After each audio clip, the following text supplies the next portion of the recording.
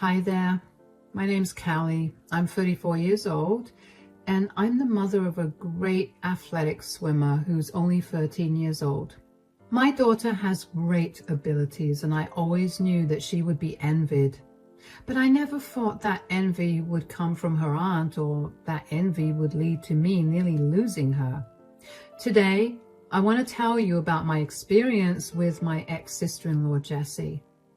Let me give you a little background information on my relationship with Jessie. I met my husband Jake while I was in college. We began dating in our first year because we were part of the same friend circles. At the time that Jake and I were first years, Jake's brother George was a senior. I ended up getting really close with him after I started dating Jake, and eventually the three of us became a trio. I can honestly tell you that till today, George is the only other man that I've considered a close friend because he truly is a good guy. Anyway, George graduated early, and at his first job, he ended up meeting Jessie, and the two of them began dating. They dated for a few years before they decided to get married. Shortly after the two of them got married, Jessie fell pregnant, and 4 months later, so did I. Because I was pregnant and we knew that we wanted to only be with each other, Jake and I also tied the knot. By this time, the four of us had become the best of friends, and we were all ecstatic that we were going to have kids the same age. I never had any issues with Jessie until our daughters were born. Jessie's daughter is named Libby and mine is Chloe. Libby and Chloe were born with only a few months difference between them, so they were always at the same level when it came to their education. All of us lived in the same district, so the girls also went to school together. That's when I began to notice some disturbing behavior from Jessie. Jessie would become very controlling about the things that Libby did, especially if they were things that Chloe was doing as well.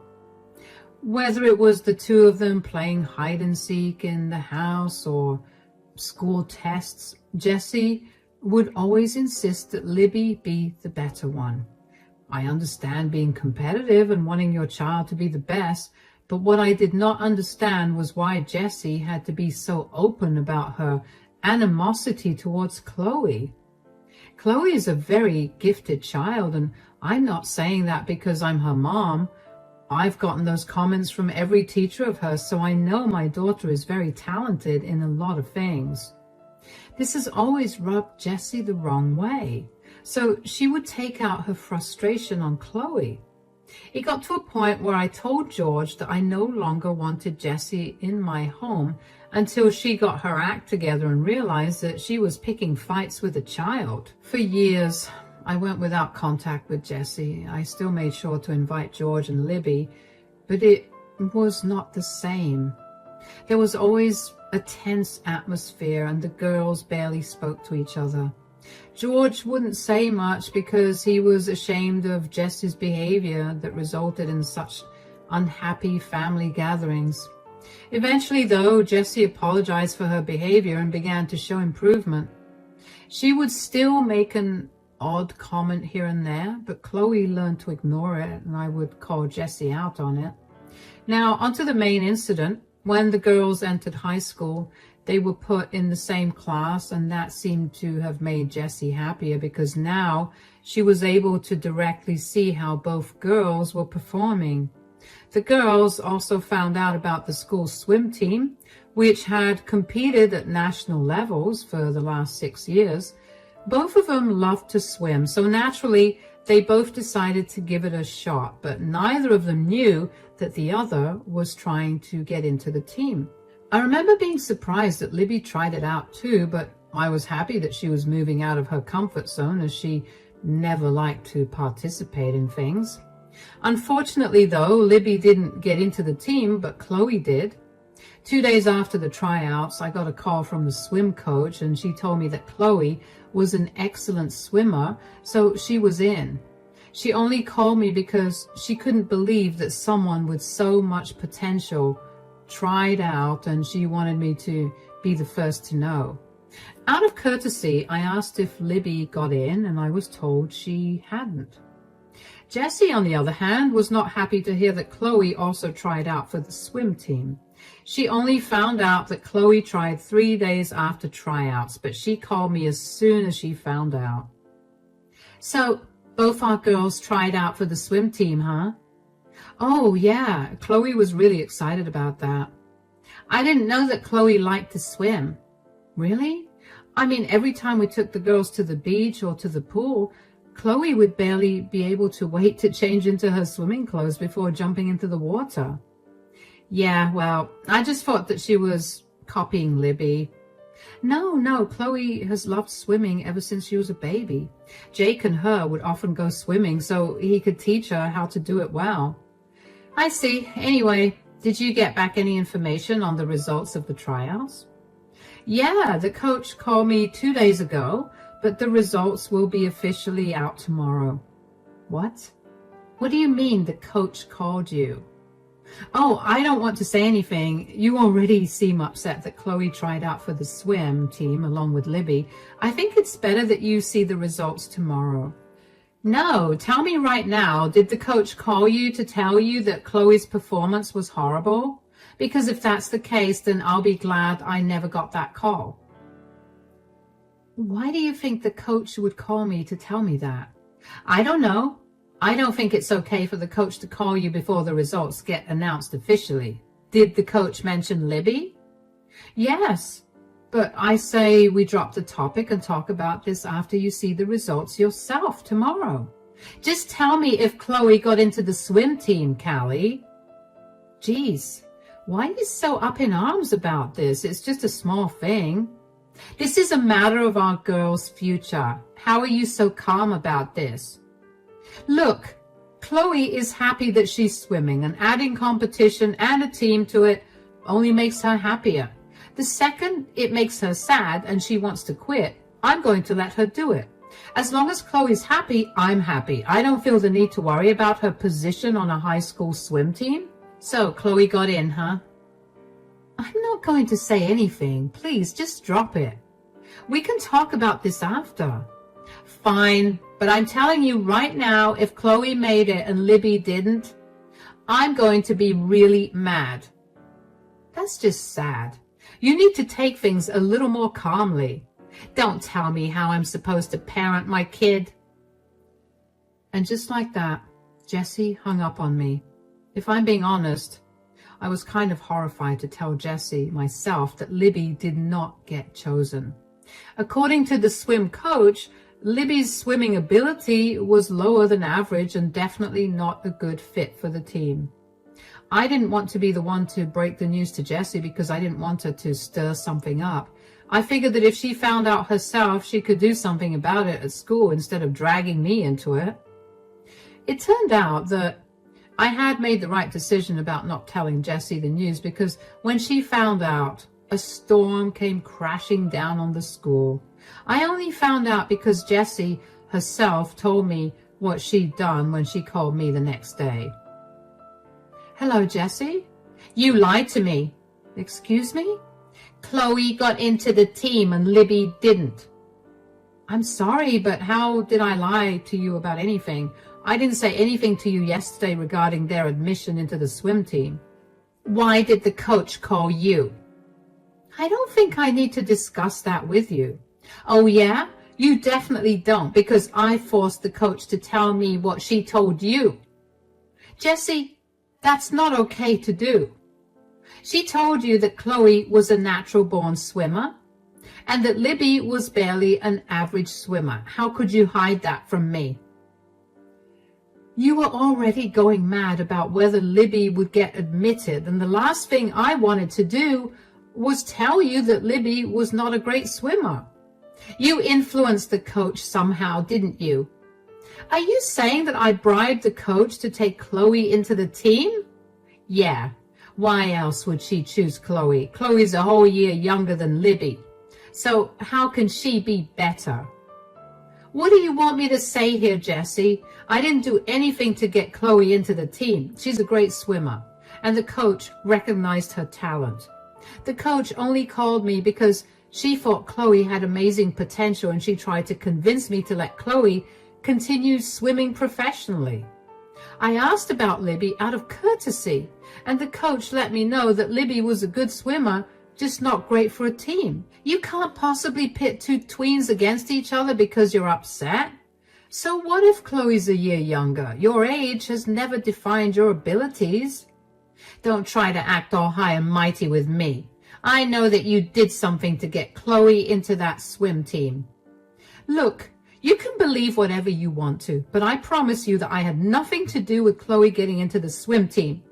Whatever she did it because she had the potential and her coach recognized it. Just don't make the girls hate each other because of this. I'm sure that with a little more practice, Libby can try again in a year and make it into the team. I don't want to wait a year for Libby to join the team. You've ruined her life. Jessie, please. Stop being so dramatic. Shut it. Do not expect me to be nice to you or Chloe. Once again, Jessie hung up on me. I did not understand why she was so angry at Chloe for simply being good at something. I tried my best to shield Chloe from Jessie's insults and behavior over the next few months. The issue was that Chloe and Libby were close now that they shared a class, but because Jessie hated that Chloe was on the swim team, she began to restrict Libby from hanging out with Chloe. If I stopped inviting Jessie over, then I was sure that she would not let George or Libby come over, and I did not want to lose them. Chloe learned to let Jessie's mockery roll off her back, but that would only irritate Jessie more. Eventually, I decided enough was enough and told Jessie to never come back to my house and to stay away from Chloe. As I predicted, George and Libby stopped coming over after that. George only texted me an apology, but I knew he felt torn between choosing between his brother and his best friend, and his wife. Months passed that way, and Chloe was doing great on the swim team. Sometimes I'd run into Libby at school whenever I'd pick Chloe up, and I'd check in on her, but that was the extent of my conversation with her. And then one day, I got a call from Chloe's school telling me that Chloe was found passed out in the locker room an hour into practice. I cannot even begin to tell you how scared I was. The school told me that she was rushed to the hospital, so I rushed there as well. And when I got there, the doctors were still conducting tests on her. And after a little while, Chloe's blood reports showed a high amount of sleeping tablets in her system. The doctors and nurses worked hard to flush her stomach, and when she was stabilized, they told me that she would wake up in a few hours. At that time, all I could think about was how lucky I was that the pills didn't kill my baby, and how she could have possibly gotten her hands on those pills. I ended up falling asleep when the panic settled, but I was woken up when Chloe called out to me. "Mom, why am I in hospital?" "Oh, sweetie, you're awake." "Yeah, when did I fall asleep? I remember going to the locker room and now I'm here. What happened?" "Well, the school called me at around 5 to tell me that you were found passed out in the locker room. The doctor ran some tests on your blood and the report said that you had a large amount of sleeping pills in your system. They had to flush the pills out of your system." "Why did you take so many pills? And how did you even get your hands on them?" "Sleeping pills? Mom, I swear I didn't take any sleeping pills. Why would I even take them right before swimming practice?" "Yeah, you're right. I'm not blaming you, sweetie. I'm just freaking out, okay? It was really scary to get that call." "I get that. I'm sorry for freaking you out, Mom."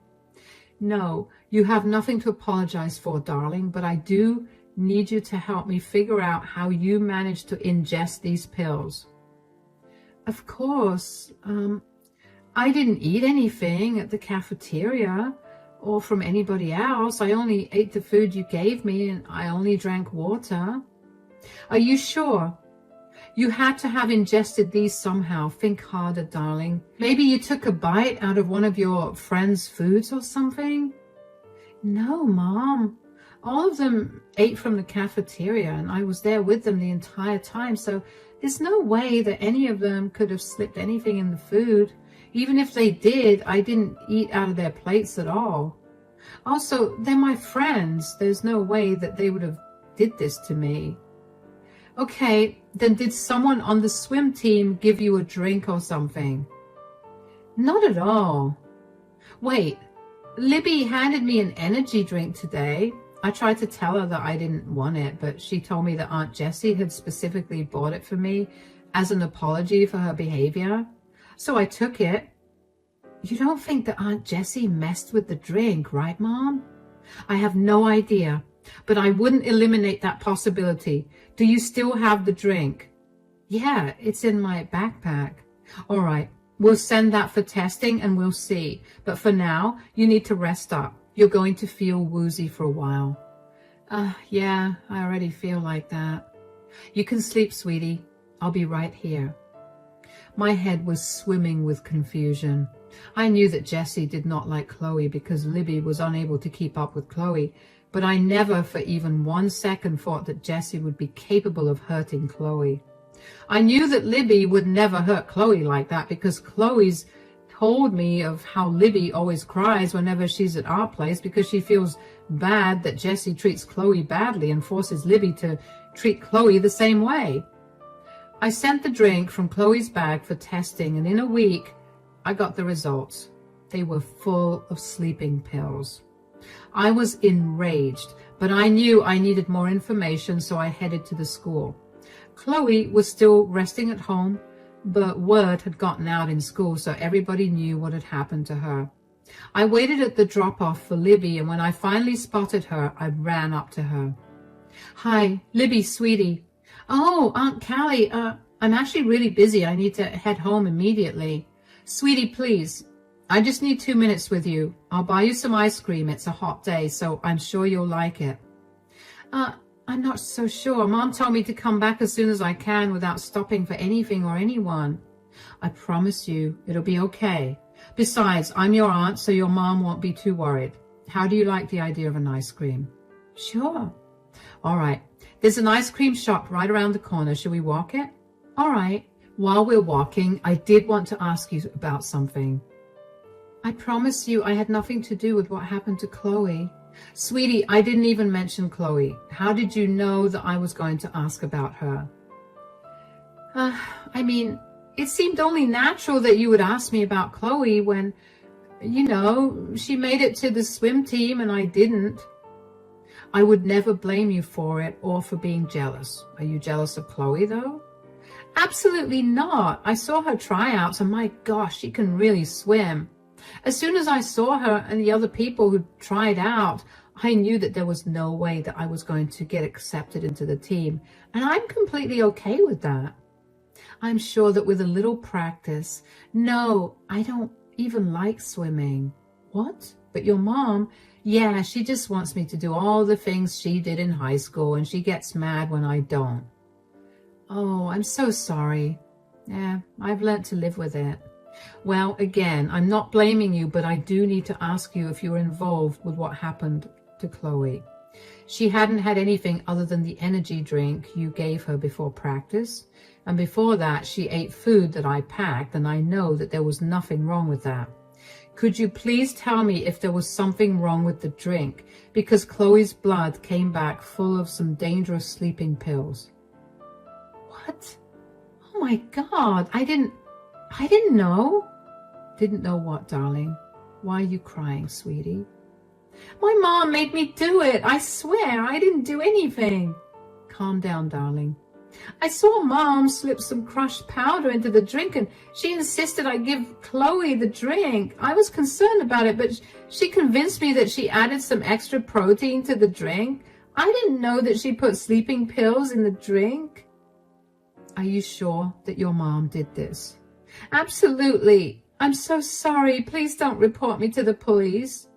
Oh, sweetie, I won't do anything to you. Why don't we just have ice cream, okay? I promise you nothing will happen to you, okay? All right. I cannot even begin to describe the anger I felt when Libby told me that. I couldn't believe that Jessie would willingly hurt a child like that. I put on a smile while I was with Libby, but just before I let her go home, I asked her if she would be willing to tell the police what she told me, and she readily said yes. She told me that she was scared of getting punished, but she was even more upset at what her mother had done to Chloe. When I got back home, I discussed my plans of action with my husband, Jake, and he agreed that it was the right thing to do. So the next day, I went over to the police station and filed a report against Jessie. I picked Libby up after school and took her to the police station where she gave her statements too, and she even brought up more instances of Jessie's toxic behavior that was happening behind closed doors, like how she would punish Libby for not surpassing Chloe by not letting her eat food or not talking to her for weeks. I thanked Libby profusely for her help, and she asked me if she could stay with me for a few days. Of course, I told her she could. I called Jessie to tell her that the girls wanted to have a sleepover, and initially, Jessie was adamant about me bringing Libby back home, but eventually gave in and told me to do whatever I wanted. However, the next day, while I was at work, Jessie called me. "Hi, Jessie, I'm a little busy right now. Can you call me back in a bit?" "No, I don't care about what you're doing right now. I have to speak to you right away." "What is it?" "Do you mind explaining why I have a bunch of policemen searching my house right now?" How would I know why the police are involved in your life? Did you do something to warrant a police visit?" "Do not play dumb right now. I know that you pressed charges against me and they're here to conduct some investigation." "Oh, right. I found out that you were the one who tried to drug Chloe, so I felt like it was only right that you face the consequences for your actions." "Why in the world would I drug Chloe? Are you out of your mind?" Chloe's reports showed an excessive amount of sleeping pills in her bloodstream, and other than the food I gave her, she only drank the drink that Libby handed her. Libby told me that you forced her to give Chloe that drink. "Are you seriously pressing charges against me based on the word of a child? You know kids like to make stuff up." "Kids, yeah, but teens, they don't make up outrageous lies like this." "Oh, believe me, you have no idea how calculating and manipulative teens can be. You need to drop these charges against me right away and get these stupid cops out of my house." "Why do you not want the cops in there? I mean, if you have nothing to hide, you shouldn't be so worried about a bunch of policemen snooping around." "I'm innocent. I just do not like people snooping in on my stuff. Look, I need to find out what happened to my daughter, and if what Libby said was true, you're going to suffer." "Okay, if we're going to trust Libby, tell me why I would even want to hurt a child." "If I remember correctly, you hated the fact that Chloe got into the swim team, that you desperately wanted Libby in. So what? You think I'm some pathetic, vengeful mom who hurt a child to get what she wants?" "Well, you said it, not me. And before you come at me, I want you to think back on how you've been treating Chloe ever since she got in. You were mean, and you always ignored her. She tried to talk to you about it, and all you did was tell her to leave you alone. Just because you couldn't behave like a mature adult doesn't mean that the law won't treat you like one. You have no proof of anything, and these cops won't find anything either. Stop trying to meddle in my life with your crazy theories." "I'm not trying to meddle with your life. I'm trying to get justice for my daughter, whom you have hurt. You're lucky you put just below the lethal amount of sleeping pills in her drink. If you think the drink was the problem, how are you sure that Libby wasn't the one who spiked the drink? Why am I being blamed?" "Wow, you have no shame, do you? How can you just throw your daughter under the bus to save your skin?" "I know it wasn't Libby, because she seemed genuinely distraught. She gave her statements to the police and swore they were true." "She what? That girl is going to regret messing with me. I want you to send her back home right this instant." "No, I will wait to hear what CPS has to say about this, and then Libby can come home. Good luck with everything. Bye." I remember faintly hearing Jessie trying to yell something, but I couldn't be bothered to hear the rest of it. I had been tired of trying to get to the bottom of things, and now that my answer was there, I was not going to let Jessie ruin it. I only wanted what was best and safe for my daughter, and if that meant reporting Jessie and ruining her life, then so be it. After that, things started to get a lot more intense than I anticipated. The police officers who were searching Jessie's house that day ended up stumbling upon a CVS receipt for the purchase of only sleeping tablets the day before Chloe passed out in the locker room. They questioned Jessie about where the pills were, but she insisted that she didn't know. And thankfully, one of the neighbors had a security camera that lined up directly with the sidewalk right outside of Jessie's house. So it managed to capture Jessie throwing something out in the garbage bin right before the garbage collectors came. The police officers kept hounding Jessie for information, and finally, she confessed to spiking Chloe's drink. Jessie was charged with assault, and after a really long trial, the charges were brought down to a misdemeanor since she was a first-time offender, and Chloe wasn't seriously injured. She was ordered to not only clear off the medical bills Chloe incurred, but also pay us a fine of $10,000, and she was also sentenced to 230 hours of community service. Aside from the trial, Jessie also had other things to worry about. Child Protective Services found Jessie to be an unfit parent, not only because she had coerced Libby into hurting Chloe, but also because Libby revealed that Jessie had been applying a crazy amount of pressure to outdo Chloe by using any method possible, even if those methods meant harming Chloe. All of that ended up taking a huge toll on Libby, which was why her grades kept falling. My brother-in-law, George, had enough of Jessie's antics, and when he found out what she had been doing to Libby, he decided to get a divorce.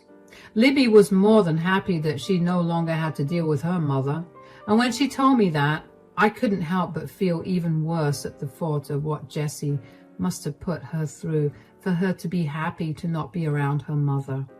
The divorce was also a messy process, so George asked me if I could take Libby in until the divorce was finalized, so of course I said I would. Libby and Chloe used that time to clear the air between the both of them, and now they're the best of friends. Jessie managed to get quite a lot out of George through the divorce, but George was unfazed. He just wanted space away from her. Thankfully, George managed to keep the house because he inherited it from his grandfather, so Jessie had no right to it. Jessie had nowhere else to go either because her family refused to take her in when they found out what she'd done. She managed to put herself up in a motel for a while, and she kept calling and texting me to tell me how I'd ruined her life. She's been struggling to get a job because her last one fired her when her actions were brought to light. And with her new criminal record, companies weren't hiring her quickly like they used to. It wasn't my problem, so I blocked her and moved on. Ever since Jessie's left all of our lives, we've all gotten a lot happier. There's no more tense atmosphere or awkward silence. And now, whenever my family meets with George and Libby, we're all really happy. I stopped keeping tabs on Jessie, and instead I'm happy in knowing that my daughter is safe and sound. Thank you so much for sticking through and listening to my story.